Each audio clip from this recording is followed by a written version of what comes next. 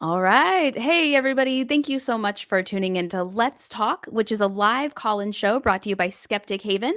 And Skeptic Haven and their shows are a safe space for people who are religious, non religious, atheist, not atheist, people who are still in between and trying to decide how they feel about faith and religion, and anyone who wants to call in and have a nice, respectable conversation. So feel free at any point during the show to give us a call at the phone number you see right there above, the 984 number.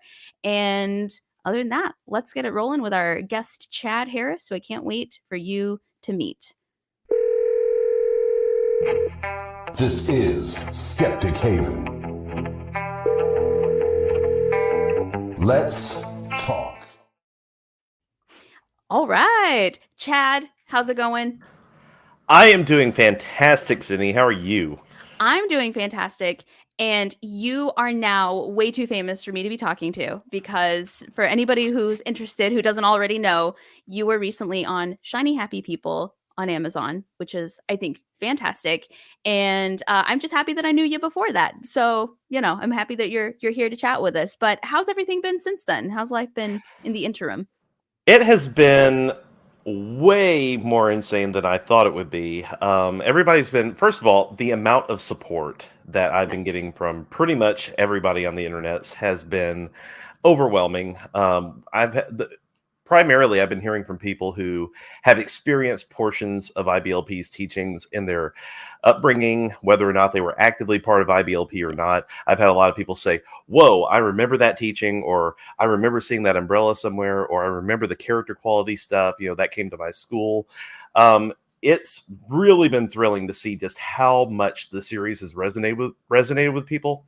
And plus, just hearing from people in my own personal background, I've heard from people I haven't heard from in years who have reached out and said, I didn't know that was going on.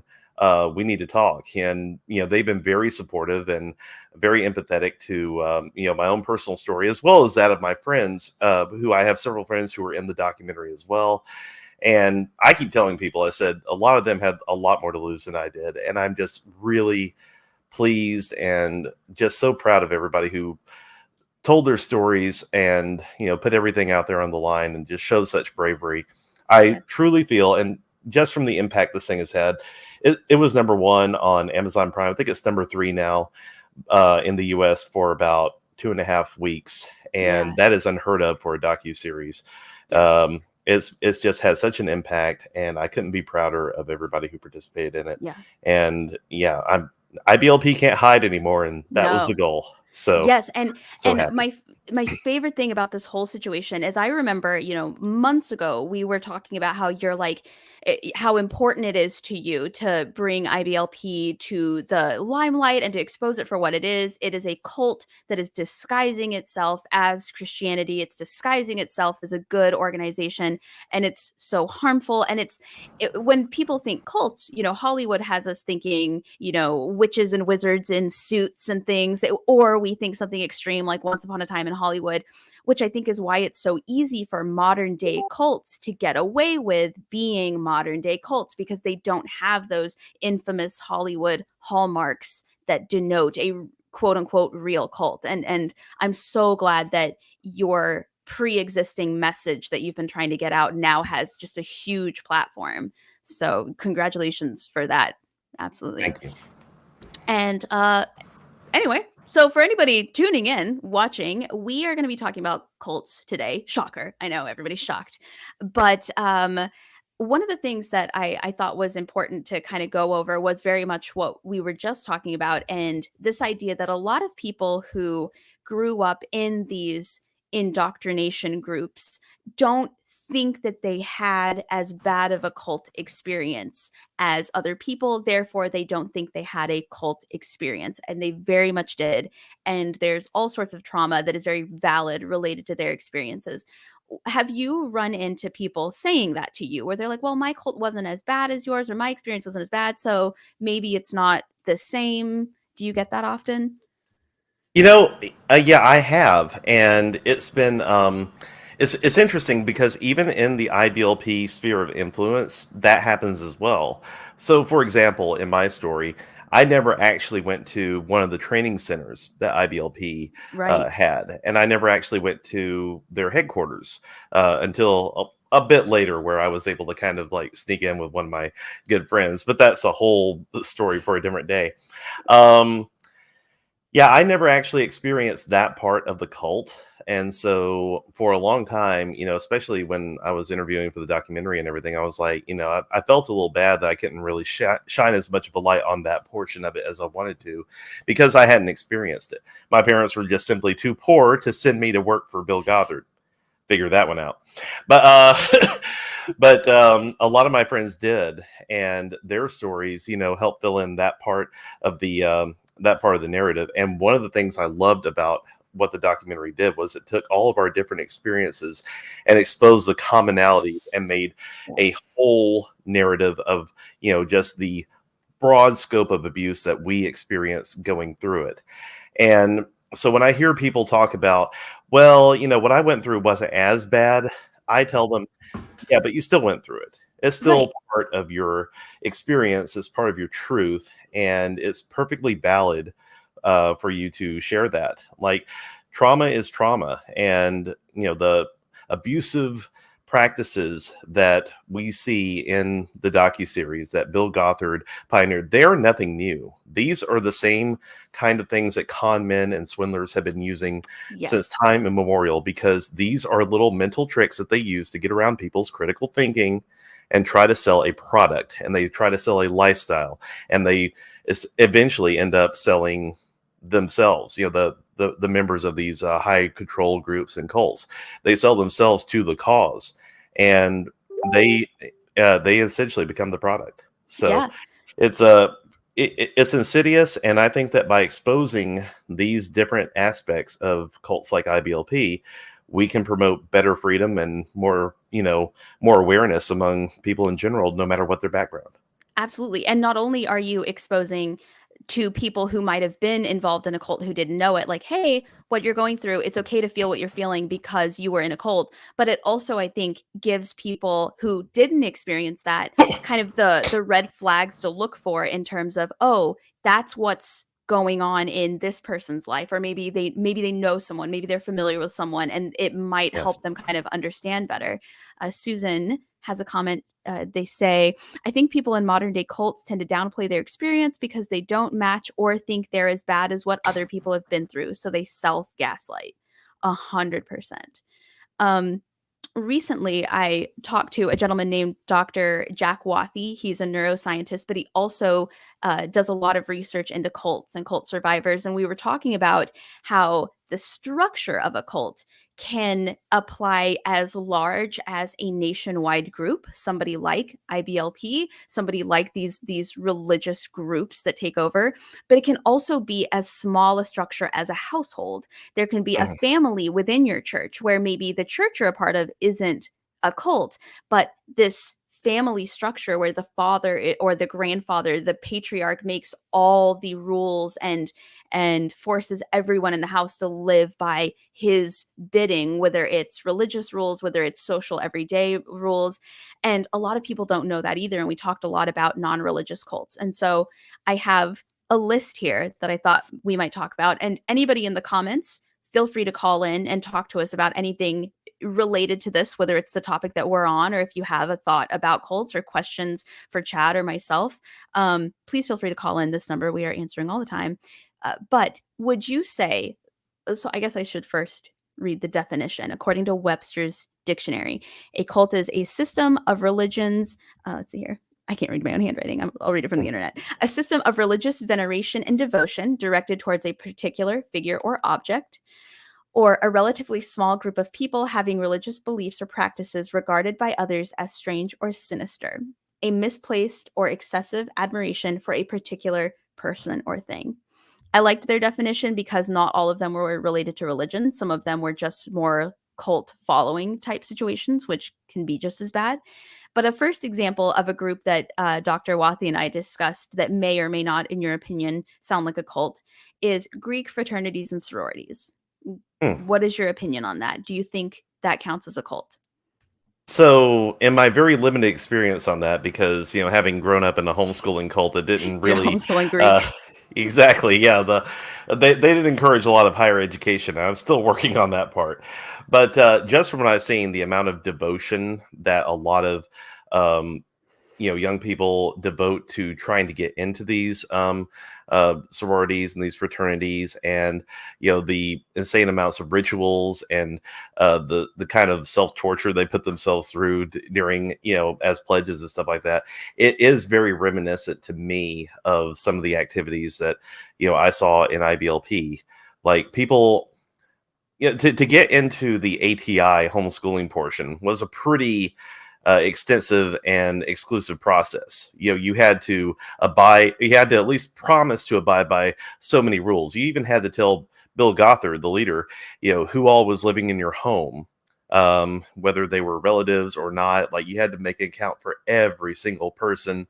You had to talk about, the kind of, if you had a TV, if you had, certain furnishings in your house and stuff like that. So there was an extensive process to get in, to the point where if you got in, you felt like you were elite or you were special and you're part of a very exclusive group.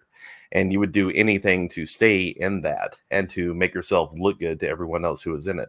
Now, whether or not you actually practiced a lot of that once you got in your real life, that's another whole discussion. But at least to get in and to put yourself through all that, yeah, I would definitely say that that matches a lot of what I saw. And of course, I myself, usually talk about the bite model for cults as well, the behavior control, thought control, emotional control, and stuff like that.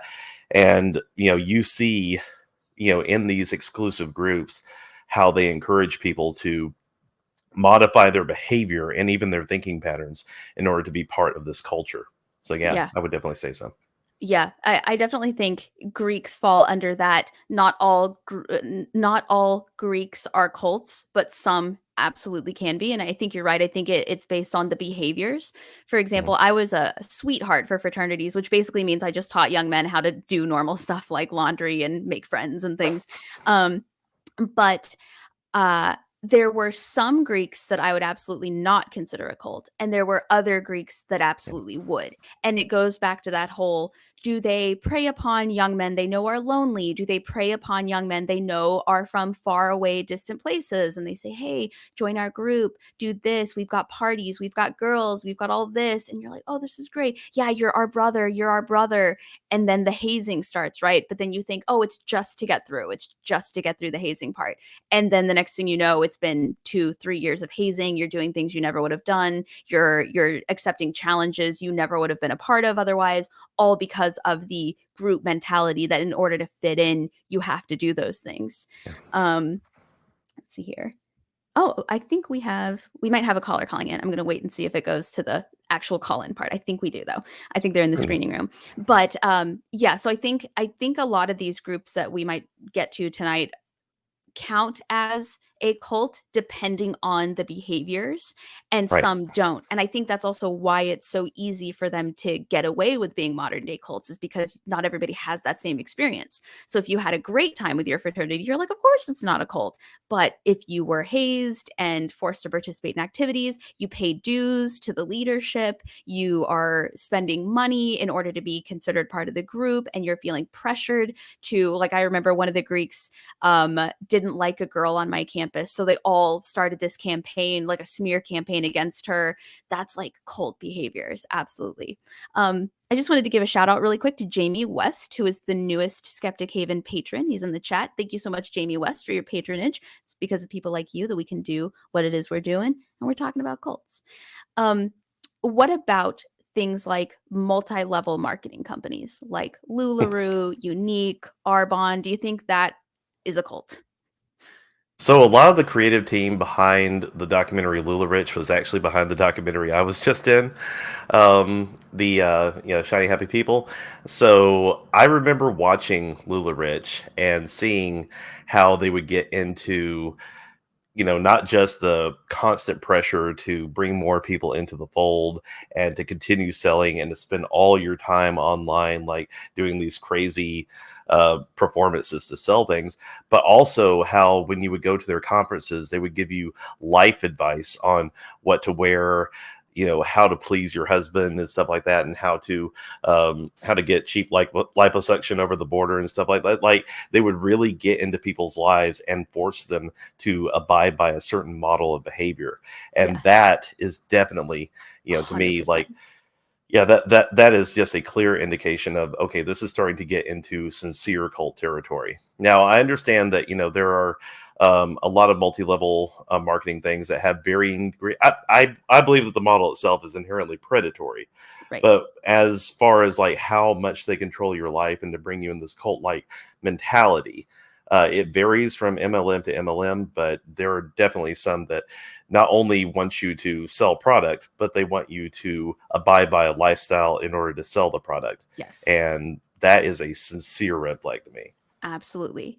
And on that note, I'm going to let in our first caller. Let's see here. Make sure I'm doing this right. Does that work? Are we on?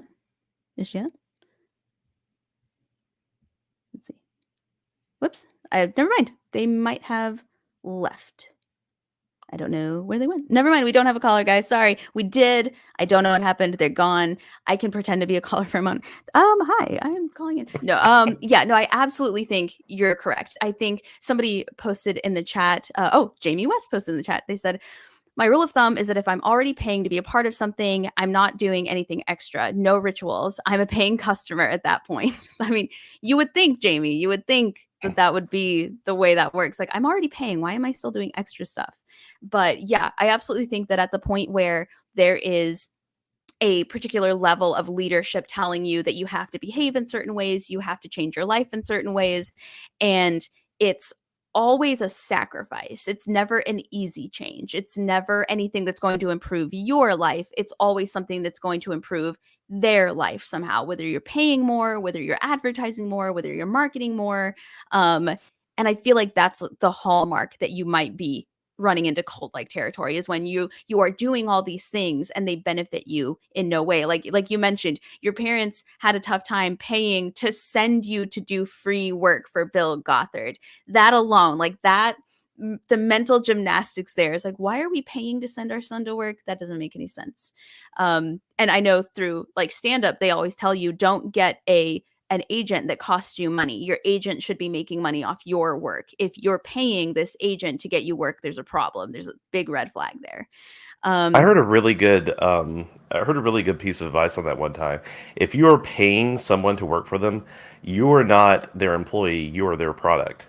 Yes. And yes, that was especially true, with that whole model we mentioned with, going to the training centers or to headquarters, and I said in the documentary, Bill Gothard built his empire off of our backs, those of us who were students, whether it was charging us, to use the curriculum and everything, or charging us to go physically work at his properties. And I will say, having been to the headquarters property in Oak Brook, Illinois, in the past few months, without all that expendable labor, that entire property has gone to seed. It's just it's broken. There's paint chipping everywhere, and the whole time they were using labor that they never actually paid for to keep it all up. It's just shocking just how much they got by with on the cheap. But hey, that's how you make money, I suppose.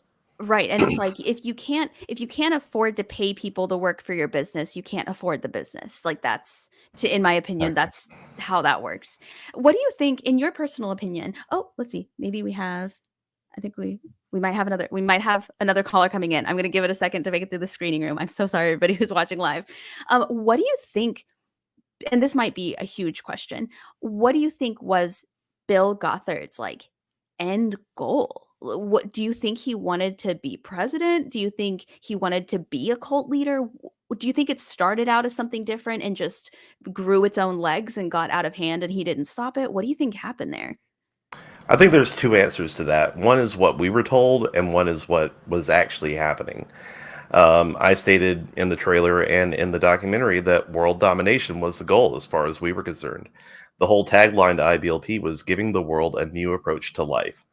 And we were sold that, if we had as many children as possible, raised them up in this way, and then they taught their generations and so on and so on, we would quickly, bring America and the world to a place where, Jesus could come and set up his kingdom. It was a very, broad, grandiose ideal, but Gothard said, this is our time to do it. Now, what was really happening was Bill Gothard was a consummate salesman. His influences were all salespeople. Two of the books that he recommended were something by a man named Charlie Tremendous Jones, who was a big sales figure in the just the name alone 50s tells and me 60s. he's a sales guy. Yeah. And Dale Carnegie's How to Win Friends and Influence People. Interesting. Yeah, those were the books that he recommended, that would absolutely change your life as far as being able to influence the world. And he himself, was a shining embodiment of that. He memorized nearly everyone's name that he came into contact with. He was able to withhold in his brain vast amounts of information on people's home lives, especially the people he wanted to prey on most. He remembered, or he was constantly going from training center to training center, checking in on things, interacting with people. And unfortunately, as we saw in episode 3 of the series, touching people in various ways. Yep. And, really trying to, put himself in that role of the benevolent, leader who, truly had that personal connection with people. But the entire time, and he always had this veneer of just this humble little man who drove an older car and, didn't take much for himself, put it all into the ministry. And yet he was also flying around and didn't have any kids, but he was also still flying around in a private jet and availing himself of all the food and the resources that the training centers would offer and everything. He wanted for nothing. He literally had everything at his fingertips.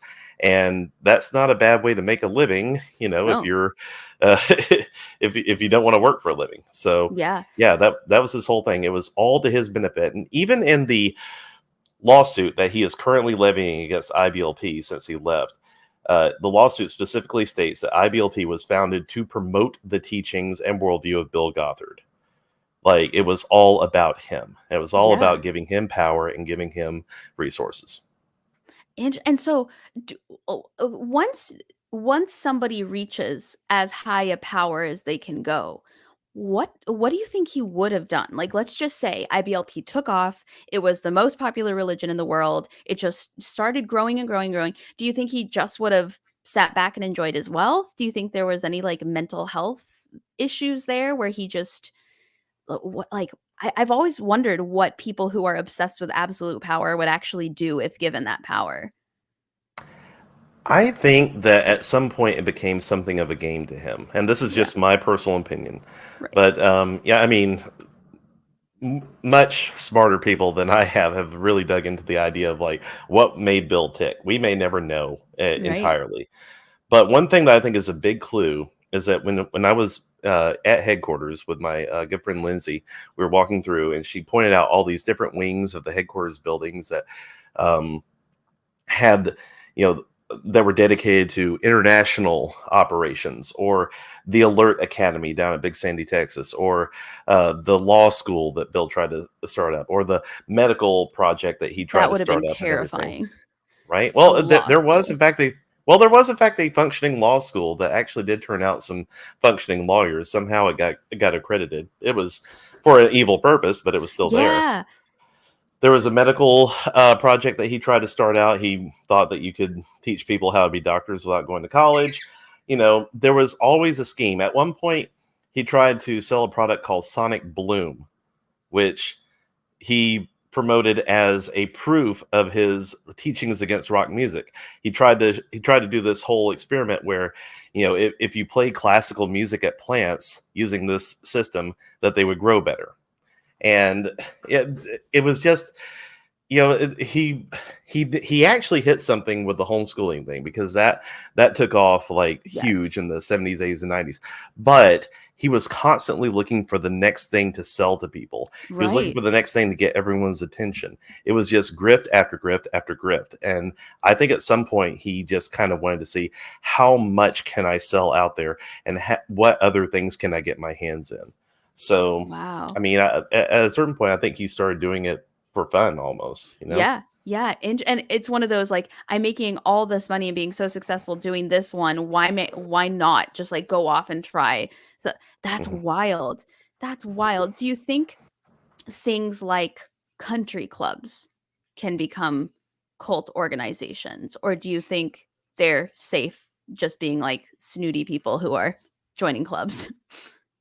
I mean, never having been in one myself, because again, yeah, I'm not Arkansas, exactly a country Alabama, we club don't know. material. We have no idea.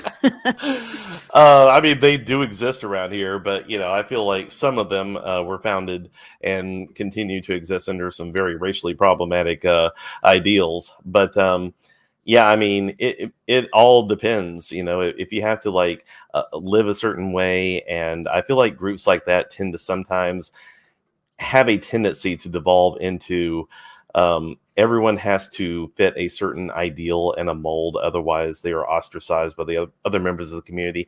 And very importantly, if that community becomes your entire like identity and your entire Yes. focus. I, Yes. I don't know of many people who identify so much with the country club that it becomes their only social circle or their only thing they identify with, but it could happen. Yes. So, what I would say there is, just, if you feel like the group that you're in, whatever it is, even if it's giving you a social advantage in certain situations, if they're doing it to the exclusion of everything else, be very careful. Yes. Yes. Um, and I have this other thought, and I'm curious about your opinions, and I'm curious about anybody in the chat's opinions. I was talking to somebody the other day, and I thought this made sense, but I struck a nerve. So maybe I'm going to strike a nerve in the chat. Do you think it's possible for there to be cults developed under a leader who doesn't realize they're a cult leader and doesn't really want to be a cult leader, but it happens? My example that I used that made people mad was, for example, Swifties, Taylor Swift fans. Like, I love Taylor Swift's Hmm. music. I love her music. I will continue to buy all of her albums. But when, say, for example, the mob does things in mass, like attacking people on the internet, or posting about something so much until she does it, or refusing to hang out with certain types of people because they're too similar to her exes, or trying to get people canceled because whatever reason related to Taylor Swift. I feel like it is possible for cults to develop around an individual who has no interest in being a cult leader, but at the same time can come out and make statements and and say, don't do this, or do this thing, buy this thing, vote for this person, etc., and have the exact same impact as though they were indoctrinated by a cult. Do you think that's the same, or do you think that's just like fandoms? Excuse me. I mean, fandoms can get very culty very quickly, and I say this as someone who goes to Dragon Con every year. And there are just some fandoms I'm just like, y'all do you. I'm going to Yeah. be literally anywhere else. But yeah, I feel like it's very possible, like especially like you were talking about with the bite model. If to be in this group, even if the object of everybody's like focus is not actively participating in it, which uh, pin in that for religion later. Even if the object of everyone's focus is not actively participating, the people who are leading these subgroups and who are leading these fandoms and are leading like these certain you know like groups. And it gets so weird, doesn't it? In Yeah. the world of social media, like how do you even begin Especially to on like describe them, Reddit and stuff like that. right? Yeah. Yeah, the people who are just even if it's just a hive mind or maybe one or two influential people in their particular communities, the ones who are encouraging folks to behave a certain way, to exclude certain people from their lives, to modify their thought patterns, to never disagree or question certain aspects and everything of the fandom. that is where, you start seeing the red flags, and that's where it definitely could devolve into cult-like behavior, Right. even if the object of the cult is, not engaged or unaware of it. Now, I will say, like, I think a really good example of that would be, IBLP itself.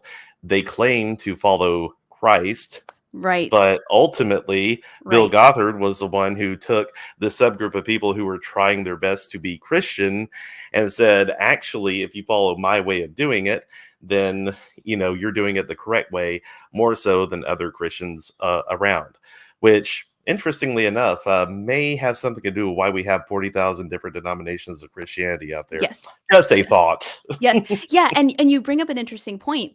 I wonder if there is such a thing as having a cult with a an idol, say Taylor Swift, for example, but the actual leader of the cult is the person who decides if you're allowed in that group or not. So maybe Right. Taylor herself has nothing whatsoever to do with the cult, but because we see on these groups, you have to do this to be Swiftie enough, you have to do this to be enough of a fan, you have to buy this or own this or sing this or dress a certain way. Maybe the leader of the cult has nothing to do with her, but she's the idol that cult follows. Yeah. Interesting. I think we see a It's lot of that with almost celebrity worship. Yeah, it's almost as if like forcing people to pay homage to a deity in a very certain way can give you an inordinate amount of control over their lives. Wow, where have we heard of To that happening? I don't know. It sounds vaguely familiar, like my entire childhood, like my entire existence. The reason I have so much drama, but Religion in interesting. general. Yeah, this church is just that's the spoiler alert. Now, what about things like sports teams? And the reason I bring this up is because I feel like there are two different ways a sports team might be able to operate as a cult. The first one being what they require from their players in order to stay included, in order to stay in. Like I've heard that some teams, it can come down to how many Instagram followers you have, how popular you are, how famous you are. Like, yeah, it matters if you're a good athlete, but if you're also a popular athlete, if you're also married to a supermodel, if you also have brand endorsement deals, you're qualifying enough to stay in the team. And then there's the other aspect where maybe the team has absolutely nothing to do with the cult-like behavior, but the fans. It goes back to I remember when I was in Chicago, people would get killed all the time for wearing a Sox jersey in a Cubs neighborhood or vice versa. You would hear about it. It wasn't every single day, but it was enough to be concerned about not wearing the wrong sports team in the wrong neighborhood. Do you think that is cults, or do you think that's a totally different segment of obsession uh, and like hyper fandom, I suppose? Well, I mean, as far as like within a team, not having been, much of a sports player or Oh, follower in my life, you weren't on the New York Jets or not at Mets? all. I don't know. I don't know. Listen, I'm just I here, wasn't okay? on the I wasn't on the sports ball something teams. Hey, I made a sports ball joke. I'm Woo! popular. No, but no, the so I wouldn't know too much about the inner workings. I do know that there are some very high control coaches out there, and some coaches that demand like a very high loyalty from their players and such. I keep forgetting whoever the lead coach of the Patriots is. Like I've heard allegations about that, and of course, I live in a state where our entire state gross domestic product is college football. Roll Um, Tide. right? Yeah, it's either Alabama or Auburn, and currently, the head coach of Alabama and everything, he has the process, which is almost spoken of in reverent terms. His players must abide by his stuff. Interesting. So, Belichick, thank you, Secular Roadie, appreciate that. But no, in Alabama, it's Nick Saban, of course. But the thing is, like among fans, most definitely, Yeah. there are fans out there that kind of self-police to the point where, if you don't know every single word to every fight song, or if you don't wear a sufficient amount, I have actually, like, as a football agnostic myself, the kind of person who doubts the existence of a football, um, I I have, gotten shit for just walking into work wearing a particular color because it might be something a rival team is wearing that week. And I just genuinely did not know. It was just something that was on top of the clean stack in my closet. And I'm like, yeah, sure, I'll grab that. So it can definitely lead to some cult like behavior, but again, it could be one of those things that isn't encouraged by the object of the worship so much as it is exploited for like merch sales and stuff like that. So Right. in that case, yes, you could definitely see aspects of the cult like behavior, but but to put it in like the sense of what IBLP did and everything, yeah, there would have to be like a little bit more structure. But it's Yeah. but you could definitely see where the aspects of it in and of themselves can be very dangerous. Like you said, people have gotten killed over this shit. Yeah, which is ridiculous. Absolutely ridiculous. And somebody in the comments said perhaps we should make a distinction between cults and tribalism. So I Yeah, looked up the definition of tribalism. Um, a behavior and attitudes that stem from strong loyalty to one's own tribe or social group, a state right. or fact of being organized in a tribe or tribes. Interesting. I do wonder though, is there a difference between tribalism and cult mentality? Like, what would the line be? And this is for anybody in the comments to comment on. Also, if you've been calling, we have been having technical difficulties. So if you've called and you weren't answered, it's not because we're ignoring you. We've literally just been having tech problems with the call in situation. So feel free to comment in the chat. In your opinion, Chad, what might be the difference between general ravenous tribalism and the cult mentality? I do think that the cult mentality in and of itself, like, you know, one thing that you can really pinpoint is, who benefits ultimately. Right. Like, with sports fans and everything, there's an entire organization that frankly does not care as long as they get money and everything. It's not like they're putting out there saying, this is this is what you absolutely have to do in your daily life every day to be a Bears fan or something, Right. like that's not something they do. They're just sort of like, yeah, sure, they can, hype themselves up, whatever, but as long as we get paid, we don't care. For cults like IBLP, you definitely have the man behind the curtain who's Right. coming up with new and exciting ways to control your behavior, your thoughts, your emotions. Basic, like I referenced earlier, the bite model, which was developed by Stephen Hassan. So he lists things like behavior control, information control, thought Mm, control, and emotional control. So interesting. when you have those four aspects, like for example, in IBLP, behavior control, that's definitely evident. If you've seen the documentary, you know about the blanket training and just the amount of torture that children went through in order to get them to have instant obedience Yep. to everything that their authority said. Information control, like TVs were not allowed. Anything outside of the approved curriculum was either not allowed or heavily Homeschooling. scrutinized. Yeah. Homeschooling. Thought control, absolutely. Like, I'll never forget in the Alert Cadet program I did under IBLP, one of the lines in the song we sang every day was, casting down imaginations that rise up against God's hand, boldly bringing to subjection every thought to his command. So, Mm, thought control, most definitely. And emotional control, yeah, I mean, they taught us that. Um, any feelings of love or affection or even attraction to other people were to be heavily scrutinized by your authorities and approved before you could even express them or act them out. Or unfortunately, and little trigger warning here for everybody listening for child abuse, in the cases of what happened with blanket training and with physical abuse of children in spanking, we were that was done to us until we could not register an emotional response anymore. So that emotion control definitely was a huge part of it. So when you have yeah. all four of those aspects, you have a pretty clear indicator that, what you're dealing with is very cult like. Tribalism, you have a whole bunch of like just random chaos, people and Yeah. everything trying to keep you in that tribe. Yeah. But Somebody with the literally bite put that. model, there's something very deliberate going on there. Yeah. And I think you're right. I think when we look at things like fans of sports teams, that's just tribalism. There Mhm. might be like, oh, we have to do this for the team or buy their merch or go to their games, whatever. But I don't know that I've ever seen thought control, like true thought control. Emotional control does not exist among fans of sports teams in general. They cannot control their emotions. So I think they're safe. I don't think they're in a cult. I think it's just general tribalism. But I do think some of these people should see counselors because it's wild out there. But it Interesting. Yeah. also shows, just how these elements of control, even taken out of the cult process and everything, how they can be dangerous, even in other regards. So, Yeah, there is absolutely. overlap. Absolutely. And Kat had asked what the blanket control is or blanket training. You went over it a little bit, but do you mind for anybody who may not be familiar, just kind of going over what that is exactly? Absolutely. Blanket training was it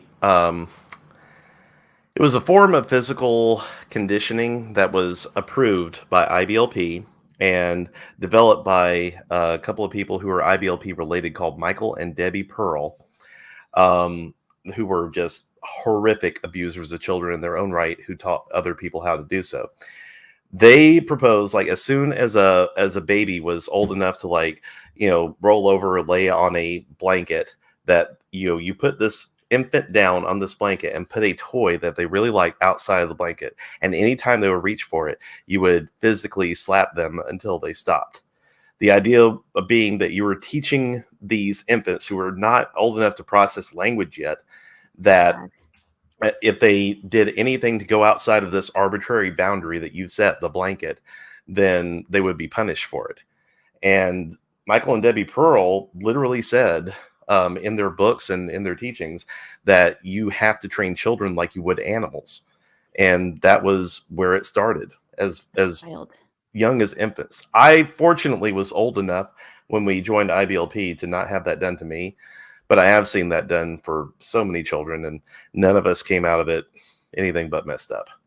That's wild. And the craziest part is they say, train your children the way you would train animals. I wouldn't do that to my animals.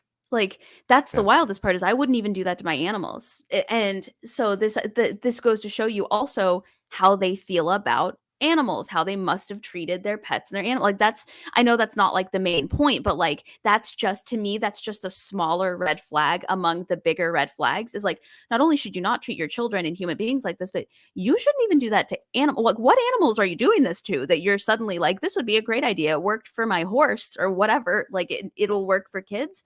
That's messed up. That's really messed Mhm. up. Um, and I think there is a big difference between an actual cult and being a part of toxic tribalism. And somebody also mentioned in the chat, I'm looking for it. Oh, yes. They said, this is Jamie. Is toxic masculinity considered a cult? Like to really take that mindset and say all men must act this way, going about shaming men who don't. I would say maybe toxic masculinity is a thing that cults might use as a tool, but I don't know that toxic masculinity would be a cult considering there isn't a leader. There isn't like we think of certain people when we think of toxic masculinity, or like I do. Maybe we think of different people, but I think of, Andrew Tate. I think of Joe Rogan. Come for me. If you're a Joe Rogan fan, he is toxic masculinity. I don't even care. I'm going to blow this chat up. Oh But yeah. I think there are certain people that toxic masculinity and that culture follow, and they have that tribalism around, but I would not say more like they want toxic masculinity. I don't know that I would call toxic masculinity as a whole a cult, because I can't think of like the king of the toxic masculinity cult or the beginner or the founder, I suppose. I think there's two ways to look at it that way, because like you said, Andrew Tate being a major influencer, I do know of, like, I've had them in my comments section, several young men who, if you say anything against them, they'll immediately start coming for you, Yes. because as far as they're concerned, he is the pinnacle, and they religiously listen to everything he says. So it's not so much a toxic masculinity as a concept as the cult. It's that certain cult leaders use that to gather an influence and a following. And I feel like we saw a lot of those same tactics used in organizations like the Proud Boys and Yes. and these other, like, wannabe warrior male things that promote alt-right ideologies. in IBLP, we had that in the form of the ALERT program, which was the Air Land Emergency Resource Team, and they would push you to basically be something like a paramilitary style. The idea was that you would go in and like help out with emergency situations, which they often did. But the whole point of it was that you would learn all these scriptures and that you would do all these things, in addition to like becoming more of a man or a warrior for Christ. And for somebody like me, who was more of a nerdy, bookish type and everything, I did like the junior version of their program, and I failed miserably at every challenge that they put in front of me. But I was told it wasn't because my interests were different or because, I may have had some physical conditions, which I did, that wouldn't allow me to do certain things that, they pushed us to do. I was told it was because I was not spiritual enough. And I was turning 12 at the time I went through the program, and Gothard always taught that adolescence was a worldly myth that was, put out there to keep men from reaching their full potential and women about from, to say that. reaching theirs. Yeah. So I was expected to be a man at like age 12 or 13. And I was told by my father and by the leaders in that program that there were dark days coming ahead. And if I was not man enough to face these challenges, then what would I do when, I was forced to stand up for my faith? Right. So. Right. And also an adult telling people like teenagehood is a myth. They're adults from a young age. That sounds a lot like something a predator would say, does it not? Yes. That sounds an awful lot like something like, oh, you're not a teenager. You're already a grown up. Look how grown you are. It's like, oh, that is like grooming 101. Also, I want to give a shout out to Phil for donating $5 to fix the audio problems. Thank you, Phil. We love your contribution and we appreciate you donating to the cause. Thank you. But yeah, the minute you said that like perked up a red flag in my ear, because I'm like, if a man on the internet were saying that to somebody's daughter, they'd be like, this is a creepy person. When the head of the church says the exact same thing, suddenly teenagers don't exist and you're all men now and you're all women now. That's very uncomfortable. Or as Secularity put it, that's we're monetized, so I don't know if I could say it, but I'll say that's effing wild. And it's very insane. And I do think there can be cult-like worship of individuals like the Joe Rogans, like the Andrew Tates, but I it's difficult for me to say that is a cult as opposed to an ideology or a toxic behavior. So I liked what you said about that, about how they come into your chats and they say things. I also think when there's a lack of consequences for your actions, perhaps it isn't a cult. For example, I know that a lot of religions, especially within American Christianity, their whole thing is ostracization. They say if your family member is no longer a devout member of this church, don't talk to them, don't speak to them, cut them out. They're toxic. And that isolation, I feel like, is a key part of cult-like behaviors, even as far down to the household level. We're kicking your sister out because she did this, she did that, she kissed a boy, she started dating without my permission. Don't talk to her, she's dead to us, we've disowned her. That's like cult-like behavior, but you don't really see that, I feel like, in, Cubs versus Sox, in Taylor Swift versus Selena Gomez. Like, you don't really, I haven't seen it, not to say it doesn't exist, but I had a guest once who said he was an escapee of 3 cults. And he said that one of his takeaways was that when you've escaped a cult, you think that you're done forever. You think that you're never going back. But what you might really be doing is opening yourself up to victimization of other cult-like either churches or cult-like indoctrination in other groups. Was that similar to your experience? Or when you were done, were you done? How does that compare to what you experienced? Well, when I left IBLP, I graduated, so I kind of left by default. But I stayed in fundamentalism for quite some time, and I did like serve under some very high controlling pastors and such until I started, looking into some of the abuses that I had experienced in my time in the church, and I found out that cult-like behavior of the leaders that I saw on a local level extended all the way up to some of the most famous people in the Independent Fundamental Baptist Church, like Jack Hyles, Jack Schaap, and what have you, and even including Bill Gothard later. So, so at that point, that was when I really started to question, like, okay, well, if a group is this high controlling, like, because even in nice fundamentalism, you always knew that there was a certain way you had to dress, and you're always pressured to perform. And when I started leaving that and going into mainstream Christianity for myself, one thing that I noticed, especially among like larger churches that were very growth focused, was as soon as you were there for maybe a service or two, the pressure was on to get you into small groups and to get you into, teams to serve in the church and stuff like that. And I was like, whoa, whoa, whoa, time out. I'm like, Yeah. I just went through all this. What is happening now? Like I don't feel the need to get involved until I'm good and comfortable. And it's something I want to do, not something I'm being pressured to do. Yes. So even though, some of those churches, I don't really feel like hit every bit of the bite model, but I saw those same things being practiced even in larger, more mainstream areas. And that really gave me time to pause, where eventually I got out of religion entirely. But yeah, it wasn't so much that I felt susceptible to join a cult. It was just that I felt really sensitive to, any organization that made me want to give a commitment immediately, or just start to, give more of my time, unpaid time at that, Yes. to really advance their cause. Right. I feel like if anything else, it just made me really skeptical. Yeah. But not everybody is like that. Like, some people leave and they want to find something else to give them answers. And that is a very common thing among people who Yes. leave cults.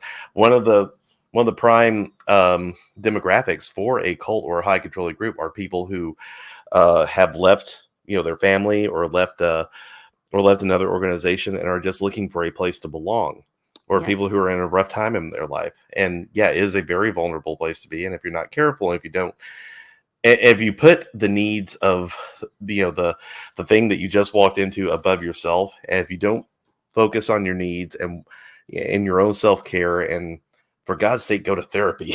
Yeah. um, Yeah. if you don't practice being healthy in and of yourself, I do believe that you do open yourself up for being exploited.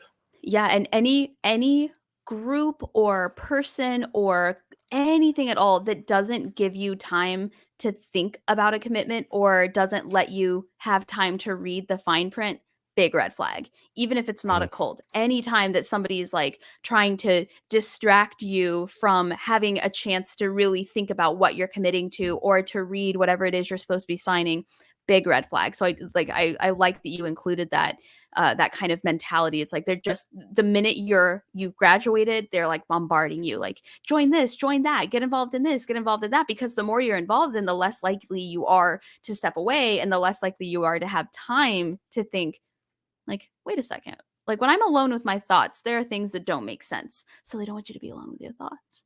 Wild. And so do you remember, and I'm sure this is also a broad question, because it sounds like it would be a journey, but do you remember what the kind of last straw was for you when you left religion entirely? When you were like, this, it went from IBLP to nothing. Like, I don't want a part of any of this. Yeah, that's a good question. It was a gradual process, but I do Mhm. remember there was one day in particular, and I believe it may have been around the time of the 2016 election, where I had already been wrestling with this for quite some time. I've been looking into Christianity and other religions, and even atheism. I've been listening to a lot of atheist podcasts, as well as a lot of like progressive religious podcasts and such, reading books, and just really at a place where I didn't know. I couldn't reconcile anything religious with, my own experience, and it just didn't make sense to me. Atheism started making more sense, but I was scared to really go down that road. So Yeah. I'll never forget, there was one day, because one thing that helped, I was working Sundays quite a bit at that time of my career, and I didn't have a chance to really go to church or any kind of, religious gathering mostly, and that's mostly when they happened. So I took a break. I was like, let me just sort this out on my own. I did have a Sunday come up open, and I felt obligated to go to church. I was like, well, maybe I just need to go and maybe see some of my old friends or what have you. And as I drove down, I just really felt like I don't want to do this. And I said, I now know that most of the people, especially with the political situation happening at the time, I was like, I know most of the people there probably think I'm some sort of enemy because of my own convictions. And I said, I don't feel comfortable with that. So literally, as I was driving, I got off the interstate way before I got to church. And I just went to a local coffee shop here in Birmingham, got myself a cup of coffee, and went to a park right across the street. I sat down on a bench and I said, all right, so here's the thing. If there is a deity that wants a personal relationship with me, don't care what it is. I said, they know then that what I've been through, and they know all my trauma that's connected with that. We need to talk directly. I'm not talking to PR anymore. I'm not talking to representatives. I want to talk with the actual deity. I said, shouldn't be hard. So I got coffee. I got an hour, 15 minutes. 15 minutes of your time is all I ask. So I sat there. Nothing happened. I said about what I thought. And I left. Yep. And that's the thing. Like, I don't really get into the whole agnostic versus atheist thing because, and I know a lot of people really focus on that distinction and are you a Gnostic atheist or agnostic atheist and everything. I'm like, we don't do that with anything else. Like, if you're not sure something exists and you don't have evidence for it, by default, you typically don't believe it. So, my whole thing is, is there a remote possibility somewhere in the infinite chances of something that there could be a deity out there? Maybe, but it's definitely not affecting my life. And from everything that me and a lot of my friends who went through all this, went through in the name of said deity. If it doesn't exist, that's the nicest thing I could say about it. If it does, we have bigger problems. Big problems. Yes, absolutely. I love the way that you put that. And I love the distinction between, like, you don't have to label it. Just because you don't believe in God doesn't mean you have to label it, doesn't mean you have to go by atheist or because, again, a lot of people don't understand, even those groups can have cult-like mentalities if you're not careful. Even the atheist and agnostic space can, if you're in with a group that wants that kind of setup, that kind of you have to earn the right to this label, even that can become problematic. It's not all problematic, but even those groups, even non-religious groups or groups based on the absence of religion can be dangerous and unhealthy if you're not careful. Before I hop into just kind of our final questions for the chat, I would just like to point out a few things.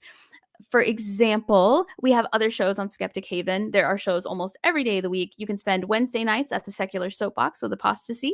You can, let's see here, Thursday nights, we have the Sunny Spot with Sunny Shell and Bumble Bree. Saturdays, the Global Atheist and Women Atheists Unloaded. I happen to be a host of that show as well, if you had fun tonight. And then Sundays, it's Let's Talk, which usually you can call in. You can hang out with us. We're having technical difficulties today. Let's see here. But I don't think we're going to be able to take this last call that's rolling in. Let's see here. Try this one more time. I'm going to refresh the page and see if it'll let me. Am I good? Yeah, I don't think we're going to be able to take this last call, but got some final questions for you. I think we're having technical difficulties. I'm waiting for notes from the producers here. If you personally, Chad, if you had to give people advice, or if you had to pinpoint something that you feel like is the most important thing that they should know about cults, whether it's for people similar to you who are deconstructing from a group, whether it's people who are totally unfamiliar, and maybe things like shiny happy people are their first exposure to the idea of cults and the cult mentality, what would you say to the guests, to listeners, in order to just kind of get that final thought out there? Yeah, that is a great question. What I would say is, something I said very similar in the documentary, but one of the characteristics of a true cult is that they limit the information that comes into you, and they tell you that your own mind cannot be trusted. If you think anything contrary to what the cult says, then all of a sudden your own brain becomes the enemy. And I'm here to tell you that if you feel this overwhelming sensation, like in the back of your mind, that there is something wrong and you need to have some answers very quickly on some things, that's not demons. That's not people who, that's not an outside influence. That's your own sense of self-preservation talking. And you should probably follow that, because, your critical thinking, your mind, and your own body is geared to keep you, to make you survive and thrive. And if you feel like the group you are in is controlling you and exploiting you, and they have a whole bunch of things that they state that you doubt and you don't have answers to, feel free, to pursue those questions as safely as you can. Not everyone who's in a cult can do that safely, but there are resources out there, and there are people you can reach out to. So definitely, as safely as you can, pursue that. And above all else, don't start mistrusting your own brain. Don't let them convince you that, especially if they say that in our cult language, we said that Satan would have a stronghold in your mind if you even entertain the wrong thoughts. If you hear people say things like that, that is a huge red flag, and you should definitely trust your instincts on that. Absolutely. And somebody said in the chat, I just saw it go by. I believe it was Bree Badger who asked, oh, here it is. Do people have a physical adverse reaction to religious teaching after deconstruction?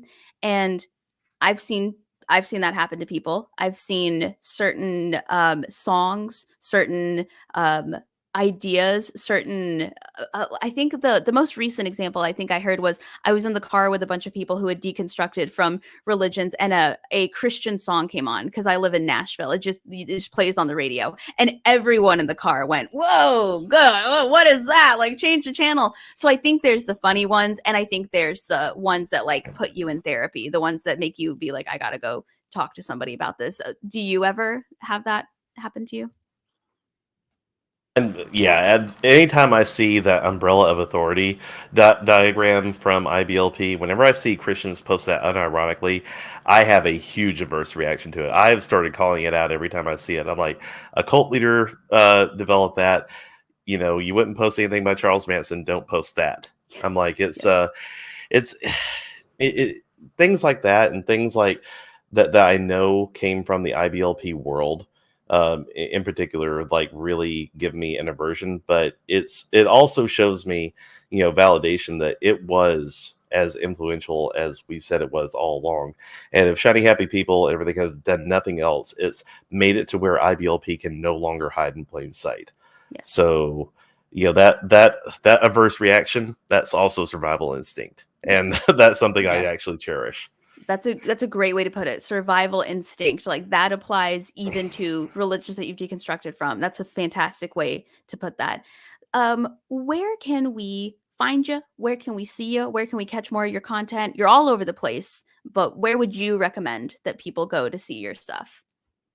I'm primarily on TikTok, so you can find me at Archradish on TikTok. I'm going to be developing some more stuff with my Twitter and Instagram, but I'm Archradish on Twitter, Archradish85 on Instagram, and you can see down below me, secret's out, Archradish is just Chad Harris mixed up. So if you forget it, that's how you can remember it. So yeah, definitely follow me on all those things, and and anybody else who is in Shiny Happy People, the IBLP survivors, Tia Levings, who's a good friend of mine, who was also in the series. She has a full list of everyone who was there. I really encourage you to follow her and all of them. They did a really good job. Absolutely. Well, thank you so much for your time and your thoughts and opinions and your wisdom on this topic. And thank you for all the work that you're doing to put it out there and to put it in the forefront of people's minds. I think that's so important. And I think you're doing a really fantastic job. So I really appreciate your work there. And everybody in the chat, thank you so much for your time and your patience. I appreciate you working with us through the show, through our technical difficulties with the phone, through my bad jokes and improvisation. We really appreciate you coming by Skeptic Haven and listening to Let's Talk. But we'd also love to have you at any of the other shows throughout the week, and just in the chat to hang out with us and talk to us. And thank you to the producers as well behind the scenes who've been helping us out tonight. But with that, that is all we had for you tonight. And we appreciate you supporting the show and the channel. And we hope to see you again soon. Have a great night. This is Skeptic Haven. Let's talk.